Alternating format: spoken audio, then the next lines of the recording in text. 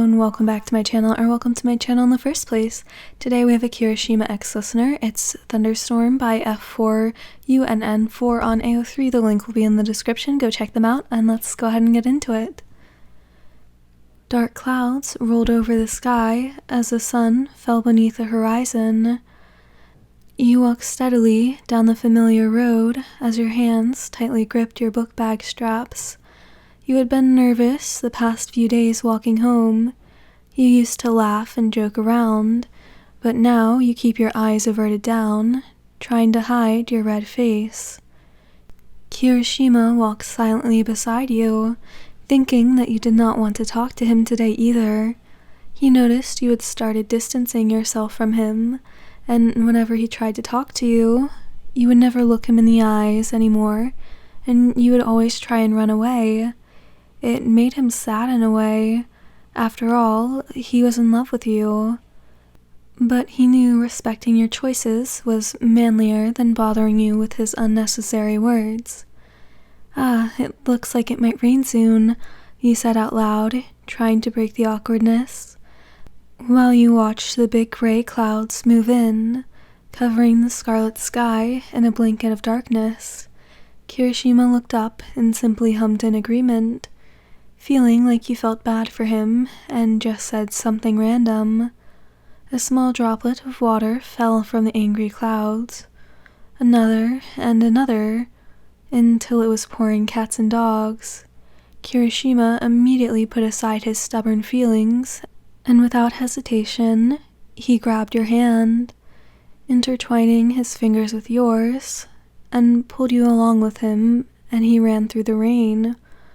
You barely registered what was happening before you were being tugged along as the cold rain soaked through your thin school uniform. Yet Kirishima's hand was still warm in yours. Your heart started pounding from the adrenaline and the fact you were holding his hand. He quickly pulled you under the soft yellow light of the bus stop as the rain became muffled over the shelter roof. "I swear I checked the weather this morning. It was supposed to be clear skies all day. I knew I should have brought my umbrella just in case." Kirishima huffed out while trying to catch his breath. You laughed softly, trying to shake the water off your arms, still feeling the lingering tingles in your hand where he held you. Wait, here, let me." He pulled his bag off his back before unzipping the top and reaching in before pulling out what seemed to be a blue jacket. He sat down on the metal bench, motioning you to sit down next to him. He gently ran the soft fabric over your arms and hands, wiping the water off in small motions. Kirishima brought the jacket up to your chin and lightly patted the water off of your jaw. You saw the way his ears reddened while he carefully brushed the cloth over your cheek. You felt nervous again. He was just a couple inches away from your face. You gulped and suppressed the feeling of wanting to pull away from embarrassment. You felt your cheeks warm up under his sudden bare touch. Kirishima was in a gaze. He moved his gaze over your cheeks, nose, lips, eyes. You were breathtaking. He brushed your damp hair out of your eyes before cupping your cheek with his palm. "Can I?" he whispered under his breath, thinking that maybe if he spoke too loud, he would frighten you and you would run away from him all over again. He hesitantly moved closer. You froze and felt your heart thumping wildly against your chest as he leaned in towards you. Could he... What? What was he trying to do? He softly trailed his thumb over your cheek as the tip of his nose brushed yours. Your eyes fluttered closed, and you squeezed your hands together in your lap just before his lips pressed onto yours. A rush of warm air filled your chest as you shut your eyes tightly. Tingles erupted over your body. The feeling of his lips on yours was inexpressible. They were warm and welcoming, much unlike the rainstorm. They made you feel warm and safe. Kirishima pulled away suddenly, practically jumping away from you, and his hands retracting from your face. He seemed to snap out of his daze, only now realizing he had kissed his friend.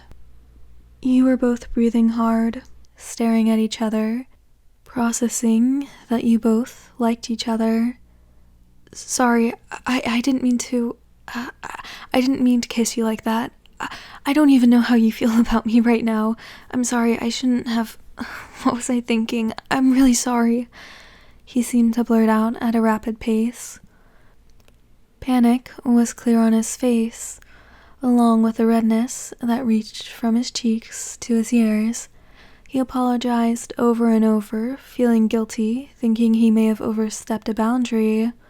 You laughed and reached out to place a hand on his forearm to stop him from getting on his knees to bow an apology. It's fine, Kirishima. I liked it, you hesitantly said to the flustered man as he looked at you with surprise. You did? Why, I thought you hated me, Kirishima questioned. Why on earth would I hate you, idiot? You scoffed lightly. Still, you felt relieved to finally be open with him about this situation. I don't know. He jumped onto his feet. You were avoiding me the past few days. I felt like maybe I did something wrong and you didn't want to talk to me anymore. The lights in his eyes seemed to dim out slightly, and his shoulders slightly sagging. Oh my goodness, if I were mad at you, I'd tell you that. I was staying away from you because I always get embarrassed. You admit. Kirishima sat down next to you and processed what you said before turning to look at you with wide eyes. Embarrassed? Why would you be? It's because I'm in love with you, you muttered quietly, looking down at your shoes, feeling flustered again. You could feel his eyes watching you. You what? He stared at you as his face reddened again. You like me? But I'm so boring. He looked genuinely confused. You covered your face with your hands, laughing softly. Never mind, Kirishima. You brushed it off casually. Come on, look, the rain has stopped. We should get going now. You looked up at the night sky.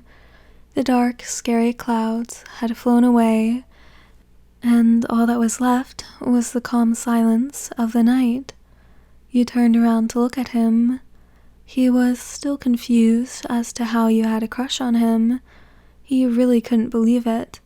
He let out an exasperated laugh before standing up. Hold on, he said to you before placing his jacket around your shoulders. There you go. This should keep you warm until you get home, he said, sighing as he looked down at you with a soft smile on his face. You smiled back at him, unspoken words of adoration and love between the two of you. Kirishima picked up his book bag before swinging it over his broad shoulder without breaking eye contact with you.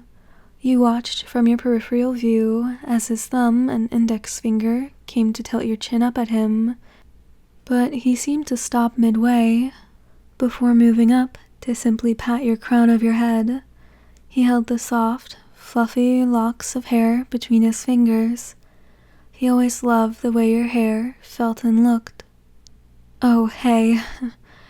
He retracted his hand from your head, suddenly feeling awkward.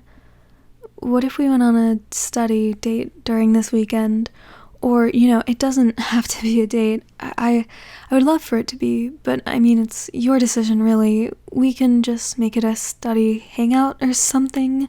Kirishima stuttered out, unsure whether you would agree or not. You chuckled softly at the way he was so flustered around you. Had you not noticed before? Sure, we can make it a study date then, you agreed softly. His face lit up in the biggest smile you'd ever seen. Okay, cool. We can talk about the details later, though. It's getting darker and darker by the minute, Kirishima reminded you. Right. Here, wait, you said, and you stepped next to him, went up on your tiptoes before pressing a kiss to his cheek. Bye, Kirishima. I'll see you tomorrow. You scurried away, leaving him as red as his hair, as he stood alone at the bus stop with a hand on the cheek you kissed. Bye, he breathed out, loving the feeling of how his heart beat whenever he was around you. He started on his way home, processing what had happened ever since he both left the school grounds, as he smiled softly to himself. Alright, that's the end of this one. I hope you enjoyed. All the links will be in the description. I hope you have a great rest of your day, night, whatever, and I hope to see you in the next one. Goodbye!